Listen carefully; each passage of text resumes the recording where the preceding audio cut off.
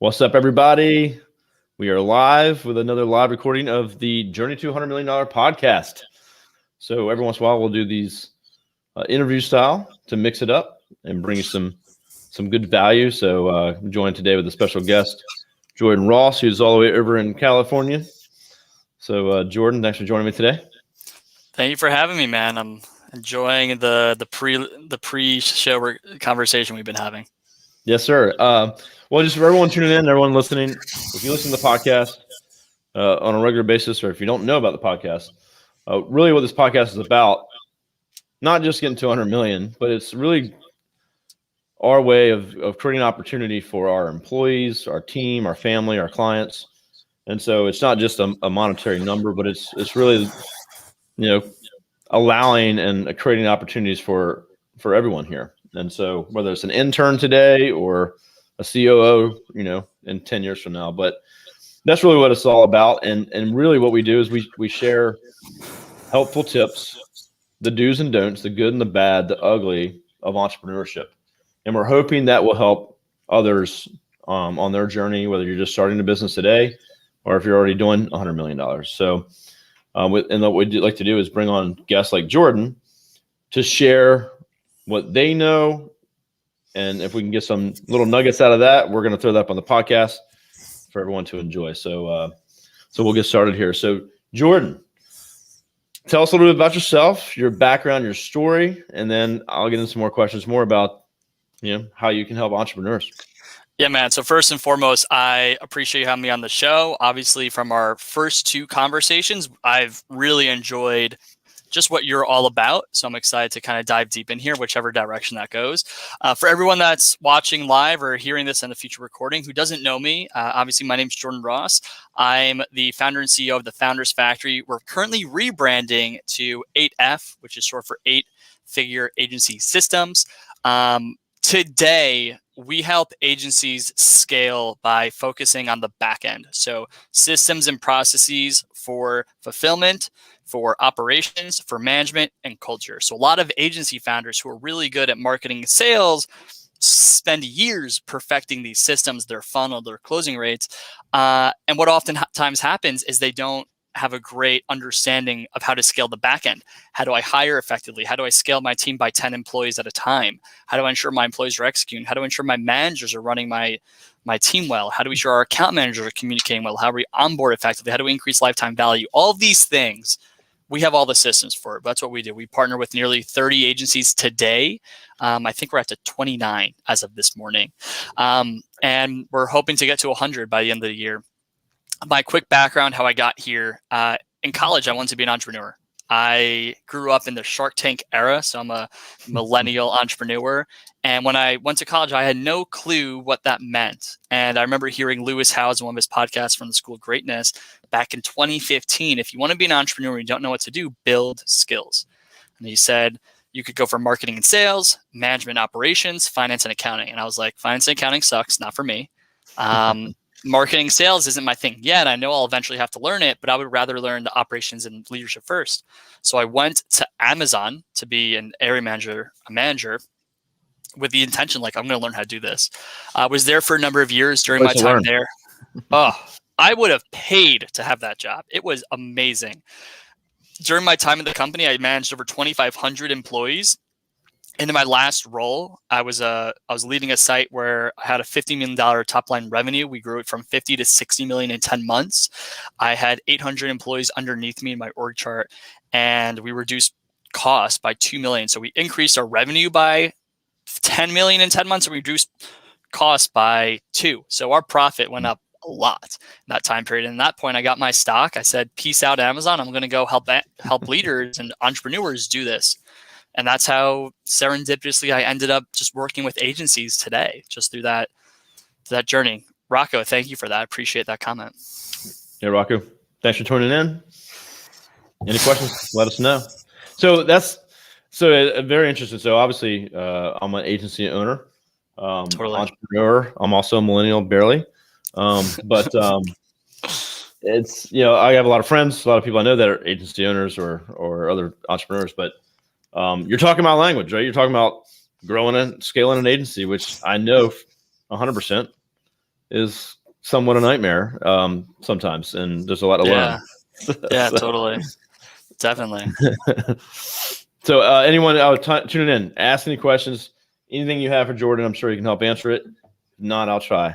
I don't know, though. We'll see. So ask some questions, and we'll get to those as they come in. So Rocco says, you're welcome. Thanks, brother.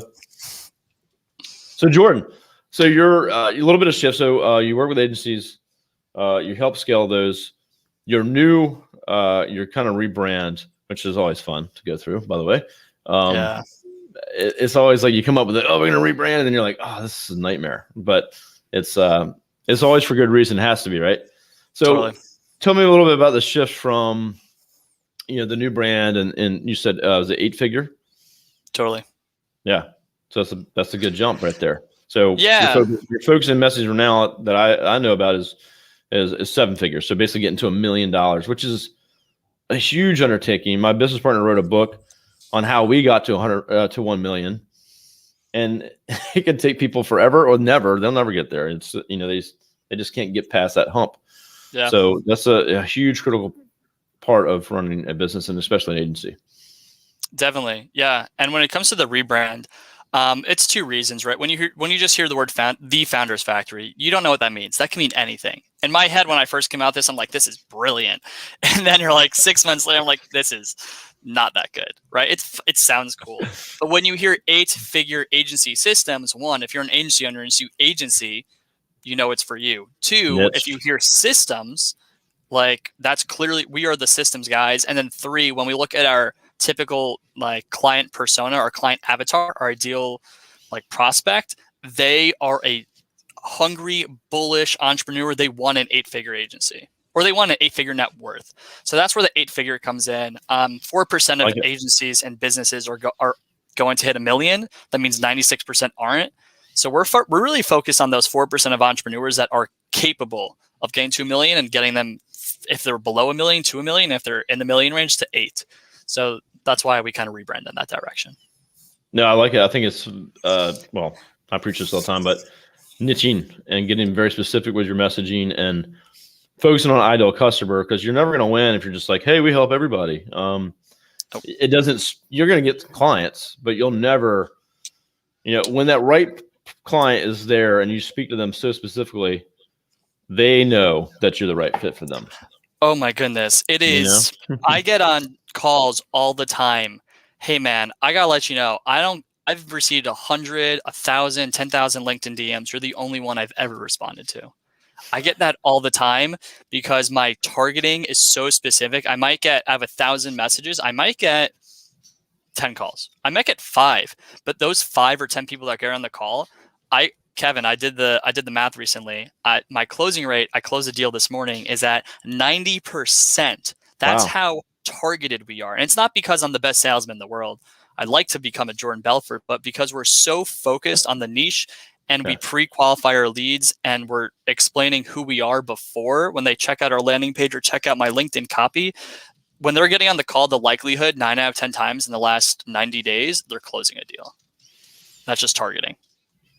100%. And obviously we niche, which is a newer thing for us. Which it took a lot of thinking and searching and to figure out where we wanted to go. We're niching with our marketing, our sales, our efforts. You have to focus on one area. You just can't have multiple. Even like it's just you're not going to get. And maybe someday when you get so successful that you can say, okay, now let's go add this other direction. But you have to have a lot of manpower and focus to be able to do that. Yeah, I saw a post recently from an agency owner who said we niched down. That got us to 50K monthly recurring revenue. We had lateral extensions and other brand offerings, right? So that's like what we're actually in the midst of. We're creating some just horizontal offerings that stand alongside our offerings to our niche market. That gets people to 7. And then like once you get to 7, the most common thing is you start seeing agencies go full service, right? So a lot of every time I get an 8-figure agency that comes and we have a conversation, they're all first service. Multi 7-figure, most of them are full service, have multiple offerings. 6-figure agencies and multi 6-figure, they're usually doing 1 or 2 things. And that's the commonality. Well, yeah, once you get that ideal customer niche, and you can sell them more things to help them. It's a lot easier to do. Totally. Yeah, but you just can't be everything to everybody. So no, so I love it. I think the new brand and the messaging makes a lot of sense. I know that's what we've been doing, and it's just night and day. And yeah, I think for any agencies out there listening specifically, is I know so many owners. I should probably connect you with all of them that I can think of. But there's tons of the localized work with any one local agencies, and I used to be one. And I love my local clients. I love all the people we got to work with and help. But you're not really good at any of those industries or businesses. You're just able to fulfill and check a box, but it's so difficult. To grow is very difficult, and you pretty much just go like this, and you're struggling. Yeah. You're not profitable. You're just riding the wave of not so fun agency life at that point. Yeah. And to go back to branding, those aren't the clients we work with, right? I have my business partner. So my business partner is Lucas Capistani. He's the founder of Twiz. They're a multi-7-figure agency. So when you're servicing agencies and your business partner and co-equity owner is also a 7-figure agency, that always helps. But when I get those guys in my pipeline, I'm like, hey, I'm not actually going to be the service provider that's going to help you figure out your pipeline, figure out your funnel. I'm going to give you to Lucas. Like, we work with the guys that just dominate marketing and sales. And how do we increase lifetime value? How do we hire? I had a call with an 8-figure agency today that says, how do we create an entrepreneurial culture? That's a more complex question that has a lot of intricacies with it, right? Yeah, 100%. 100%. Have you checked out the book, $100 Million Offers? No, I haven't. Check that book out. I think that's the name of it. I'll have to get the link and shop it. But I'm still in the middle of it. I'm just getting into it. And an agency owner that I know actually recommended the book, but it's there's some good nuggets in there, but very similar to what you're saying, kind of what I'm saying. It's, crafting that message, that offer that's so specific to that ideal customer that it's like, I think the thing he says in there is they almost sound stupid to themselves if they don't say yes to it. Like it's so good. It makes so much sense. It's so crafted for them. Yeah. That they're in, exactly. They're on board. They're sold. They drink the Kool-Aid. Actually, I was so real quick. I was meeting with a past prospect of mine. It's a law firm that I know him personally, and he is local. But I reached out to him because he had no clue that we had this like new focus on law firms. So I reached out to him, and not to get his business, but hey, can we sit down? Let's grab some lunch. I just want to let you know what we're up to, and if you're open, just ask you some questions. And so I knew he was working with another company, and I wasn't trying to pry him away from them. Yeah, you're just find out he's very happy with them, and they are a law firm, digital agency. And I asked him, I said, hey, when you were talking to agencies about changing, did you talk to local agencies? He's like, absolutely. He's like, that's very important to us if they're local. I said, all right. And did you talk to, what was your next step? He said, well, the next thing was we searched for law firm marketing agencies. And I was like, well, who'd you go with? Well, we went with a non-local law firm agency. He said, local's important, but the ones that are experienced and know our business was more important. Yeah. He said, the only thing better is that they were local and law firm. Yeah. And so I think we're like, it's like we're beating this over the head, but it is that important, right? I have a web dev client who, at the end of the day, like, he'll work with anyone. And truthfully, if someone who comes into my door because they've seen my content or they've seen my stuff and they like what I'm talking about, I got a referral yesterday. It's an e-commerce business who's doing like close to 2 million a year. And he's like, can you help me? I'm like, yeah, my brand is this, but I know exactly what I could do for you. But the cool thing with with my web dev client, he has multiple niches, right? He has a landing page for SEO for real estate agents. He has a landing page for SEO for something else, right? So it's in disguise that they just have this one niche, and their closing rates have gone up just because they're spinning off. They're really good on their funnels, and they're really good on the marketing side and their Google ads and their PPC side. where it's just driving people to unique landing pages. So that's also a different angle I've seen work pretty well. Yes. So that's something that I have seen work very well, and something that we've discussed as well. But right now we're trying to nail one, and then that's our growth plan. Really, is that we nail one, and we have in-house experts in each of those, not just a landing page. Like there's got to be people behind it. I think not the whole team, maybe, but there needs to be someone at the front end of that says, "Hey, I understand your business. I'm going to handle your account, and we're going to make sure we're taking care of you." So, Yep. So yeah, I love that model. I think that's definitely going to be a big part of our growth plans going forward. So beautiful. So, yeah, we're beating niche over the head, I guess, but I still see so many people that aren't, and still haven't really even had the thought sometimes that that's the thing. And it took us a while to come around to that. It feels like unsafe to commit, because then you're like, well, what about if this other client comes, and then I can't say yes to them? And I say no all the time from people that I used to want as clients. And I say, hey, thanks for reaching out to us finally, but I can't work with you. And they're like, what? Like, yeah, we only work with it. Well, that's great. I really, it's great that you've done that and that you can tell me that. And they like always appreciate it. And they're like excited and happy that I've come to that conclusion. So I always enjoy it kind of, but I got my sales teams and sales folks, they don't enjoy it very much, because they're like, what, but we could, so I guess the lesson here is for everyone watching it. It's very easy to get,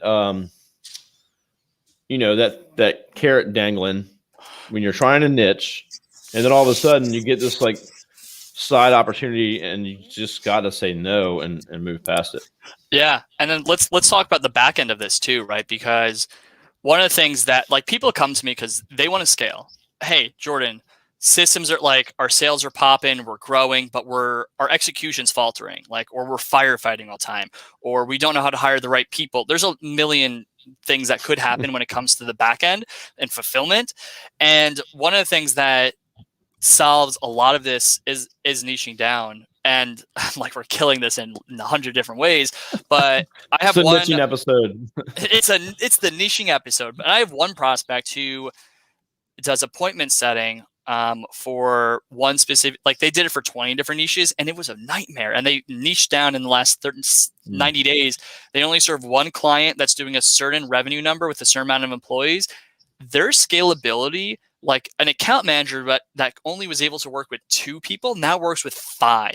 So their profitability's up. Their ability to deliver results has increased because they're paid per performance as well. They only get paid when they book calls. So there's another angle here too. And then also when it comes just to like specifics of what we're looking for, understanding the skills, the mindset, like all of these things get a lot more clear, and your training gets just streamlined. Everything becomes easier in that angle. So the things that I'm passionate about, I like marketing and sales. I geek out over the back end. You give me a strategy plan, show me an org chart, show me your capacity planning. Look, I'll tear it apart. I'll build it back up. It's just fun for me. Yeah, no, just 100% on all that stuff. Everything becomes easier. And you should like simple. It should be simple and scalable, and then you can rinse and repeat it and go different niches. Totally. Once you've really nailed it, figured it out. But the back end stuff, man, the operations, the fires, the issues, it's a constant battle, and as you grow, you're gonna deal with those issues. But I think again, with niching, it relieves a lot of that.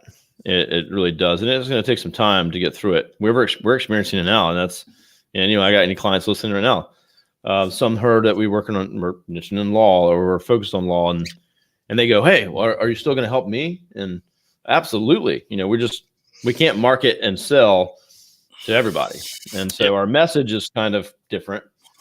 And the concern is that our existing clients are worried, and so some things that we're going to do to say, hey, listen, clients, we're here to help you too. So if you're going to make this transition, just be aware that, how you handle it and how you go about it, because it could rub some others the wrong way. Yeah, so. I'm a big believer in just transparency, right? Like I have a quick example around that where I had a shift in my business and I had to call a client. I have a few consultants that are underneath me. Some are in training, some are live. and like acting as account managers. And we call them business partners. We try not to brand as consultants because we do so much more than just consult or dive in. But I had to have a conversation with one of my guys yesterday, and he's just not a cultural fit. I'm like, hey man, like I had a conversation with him 2 weeks ago. I'm like, hey, my gut is telling me this isn't a fit, but I wanted to touch base with you. Where he's like, no, I feel this. It's like I'm committed. I signed a contract, and that was a red flag. I'm like, I signed a contract. That doesn't sound like you want to be here. So I called him yesterday after a session. I was just like, hey man, I want to let you know where I'm at. I don't think this is working out. I think you're amazing. I think we should find other ways to work with each other, but not for the system side of my business. And I had to call up his client today, right? Because I'm like, hey, like we had to let go of this guy, but I want to let you know. So next week when you don't see him, what's happening? And just even though it's a different situation from what you're saying with you niching down to law, one of my big ways to increase your lifetime value of your clients is just setting extremely clear expectations and being overly transparent. Because what happens in the psychology of our brain, we're always setting expectations as a survival mechanism. Like the brain is always anticipating every single second because for hundreds of thousands of years, that's what we need to do to survive. So when you don't set a clear expectation as to what's going to happen, your client will, and that can be for everything. So I guess the high level message here, doesn't matter what the shift or change is. If you are over communicating, in my opinion, you're winning and you're giving yourself the best opportunity to win. Yep. 100%. And, we, if you have an agency, communication is major and, something we constantly try to work on, and we're always trying to get better. We always need to get better, but, biggest complaints I've ever seen or problems, communication somewhere in there, whether it was the wrong communication, not enough communication, bad communication, or not being transparent up front, even if there was a problem that the client didn't know about, being able to say, I'm going to tell the client anyway. Usually they're not going to be mad if you do that, but people like that. That's hard to have a culture that's like okay with doing that. And it's tough. It's tough because I think we live I think we're in a unique time in history where like every year that goes by, like we're moving away from like on the macro towards like this like society of chivalry. It's a tongue twister for me. And respect and transparency, right? I mean, for the businesses that do work through that, and you are one of them that does, they stand out amongst the crowd because it's just what people crave and yearn for. And that's why people love Gary Vee. Right. So with Amazon, that's where that's my bread and butter. That's where I got my education. They are beyond transparent. They're beyond customer obsessed. And just some of those things are talk about keeping your clients. If you keep your clients, you don't have to sell as much. You could have a lower closing rate if you keep your clients longer. Tell them what's going on. Well, then you got the referrals and the testimonials and all the other things that you need to grow your business. So you need those things. You need to show, I got 10,000, all these clients, you can call them all right now. They're going to say good things about us. Yes, so sir. You need that to build your business. We got Rocco coming back in. I'm going to a lunch club meeting. Is that something you host? Bye, Rocco. Is that a lunch club meeting? Is that something you are involved in, or Jordan? Oh, me? No, I'm not. I thought you were asking Rocco. No, I wasn't sure if that's something that you were affiliated with or not. But no, I think he's just saying goodbye. And I'll see you, brother. Thanks for joining us, Rocco. Thanks for tuning in. That's fun. I wasn't sure if it was something that you are affiliated with. So, also, everyone listen, check it out. I'm gonna put this link in the comments too. But as we're talking here, check out thefoundersfactory.com. Check Jordan out. I'll put this up in the comments so you can navigate to that as well. So Jordan, if we got some agency owners tuning in right now, what's one thing that you would tell them that you feel would be a big help for them? I mean, literally something that should help all of us. Oh, God, there's a million. I'll say one of the things I pitched this in a call today. I lead with value, so I actually take people through exercises before we even sign them to make sure they like us. One of the most important things I find agencies struggle with, like if you're good on growth and funnel, is your planning and capacity, right? Your capacity is your ability to fulfill. Maybe an account manager could fulfill 5 accounts. Maybe they could fulfill 20. one of the exercises I have every agency do that I work with is the capacity planning exercise, where you create your current org chart and the amounts of clients you currently have. So let's say I have an agency, I just looked at it today. They had 15 clients at 50K monthly recurring revenue. What I would really encourage every agency to do is build your next iterations of success. Like, so if you're at 50K per month, build 75K or 60K per month, and then figure out how many clients you're going to have and figure out what your org chart's going to be. And then from there, you'll be able to see what your next hires are going to be, which roles you're going to need to expand and promote into. And then on top of that, the last component of that is build your P&L, right? So you could have your capacity to understand which roles you're going to need to hire, your org chart to see like how things are going to shift, and your P&L to see your profitability. So you know what's coming and you're planning for and you're communicating about it. Most agencies don't do that. So that'd be the one thing I say is really valuable. That's huge. I like that a lot. I think we need to do better at that, but we have our org chart. We know how many clients we got. We know how much revenue we got. But it's really, what's that next step look like? Yep. And if you can, if okay, we're going to need to hire, boom, boom, boom. These are probably the salaries, boom, boom, boom. How many more clients on average? There's the extra revenue. Are we going to be able to do that or not? Is there a hole here? Do we got to fix something? Yep. Exactly. But Kevin, thank you so much for having me on today. I appreciate you, man. Yeah, man. Well, everyone check out thefoundersfactory.com. Check Jordan out. Jordan, thanks so much for coming on today. Anything you want to add, or we're good to go? No, we're good to go. Build with systems. I'll see you, brother. Guys. Have a good afternoon.